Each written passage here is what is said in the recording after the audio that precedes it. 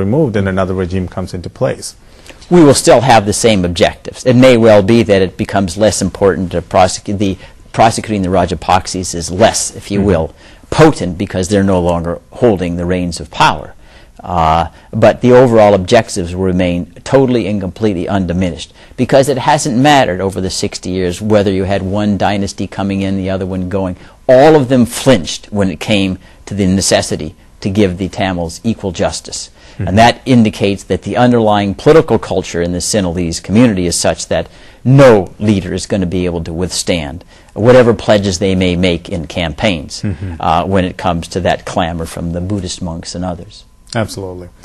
Mahadevan, you're on air. Oh, hello, Mr. Fein. Thank you very much for supporting the human rights in Tamils. My question is very brief. As an American, now this is the election year in the States.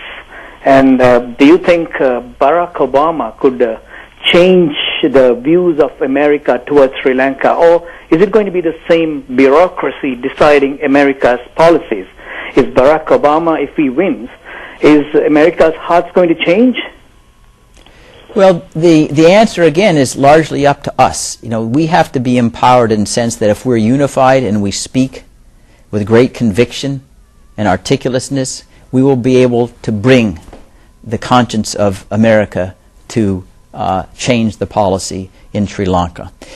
We can't be overly optimistic of a presidential change, and it's going to be Obama or McCain. It's not going to be Bush, obviously, after November 2008, necessarily to have any dramatic effect by itself, simply because, as I pointed out, Sri Lanka doesn't have oil, it doesn't have nuclear weapons, it's not geostrategically essential, so that it's on the lower rung, if you will, of a presidential agenda.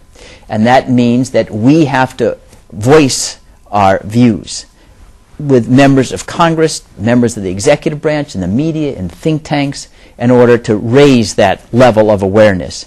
Once it's there, I feel quite confident it will prevail.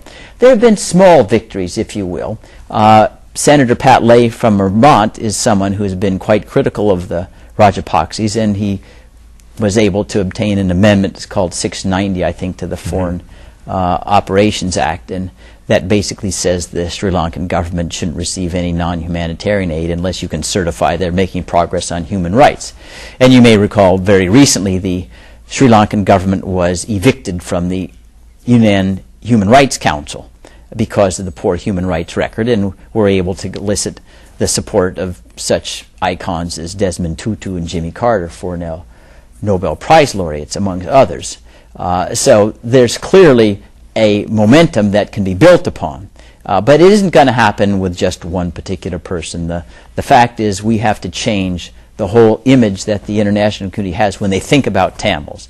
They need to think about the 9-year-old girl with 2 bullets in the neck, not about other things that distract them from understanding what the real plight and the source of the problem is. Okay. We'll talk more. We're going to take a short break and we'll be right back. Welcome back. We're talking to Attorney Bruce Fein, who's taken up this huge role in bringing about a referendum on the Tamil statehood. We've got very little time left, so we're going to take quick calls and 2 more calls. Sam, you're on air. Congratulations. Sam, if you may listen to the phone and speak, congratulations, please. Mr. Bruce Fein. Yeah. We are indeed very happy that you are representing the Tamil for Justice as a leading lawyer to represent our matters. But you have been talking about the referendum. That's a very, very good proposition. One thing, when you look back, similar problems existed in Russia, China, particularly in parts of India, where there have been minorities, they have been fighting for independence for a long time. And the problem was very serious in Kashmir. And nearly about, I think, about 30, 40 years ago, there's a United Nations resolution to have a plebiscite there. But for a very, very long time, the Indian government found various excuses, and they have been postponing this, and nothing has happened. With all that, nearly 2 or 3 wars have taken place. Millions of people have been slaughtered there. So, why? Because there are countries like China, Russia, they have got the veto powers. But these countries, I think the main problem in Sri Lanka, when similar problems are taken to the United Nations or Geneva or anywhere, these countries where they have their own problems in their own backyard, in their garden, so they take their stand supporting the Sri Lankan government. So when you attempt to take this matter regarding the so-called plebiscite is very good, but only how far that is feasible when you take, say, Kashmir issue, which is almost has completely failed. So, thank you for that call.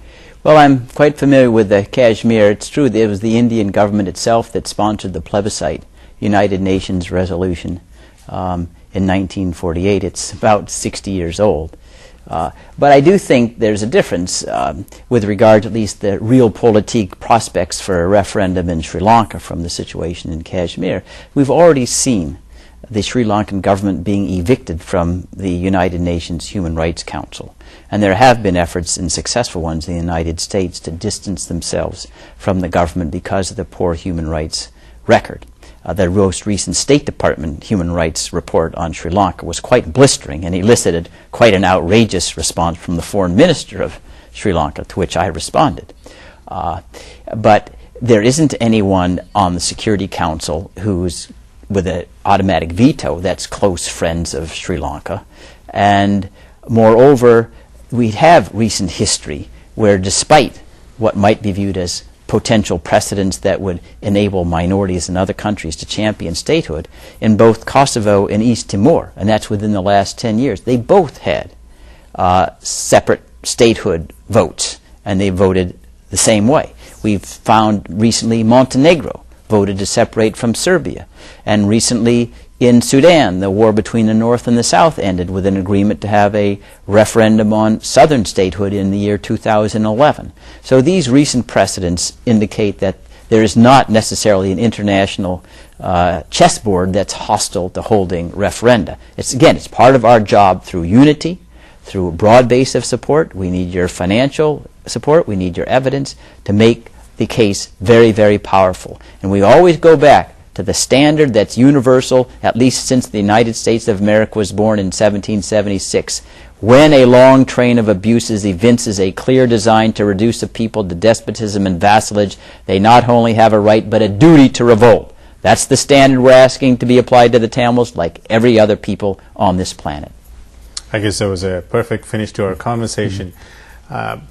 Mr. Fein would be addressing the public tomorrow at the Radisson Hotel at number 55 Hall Crown Place from 7 o'clock in the evening to 9 o'clock in the evening. And on Friday, June the 20th, he'll be addressing the crowd from 6 p.m. to 9 p.m. at the Canada Kandaswamy Koval at 733 Birchbound Road.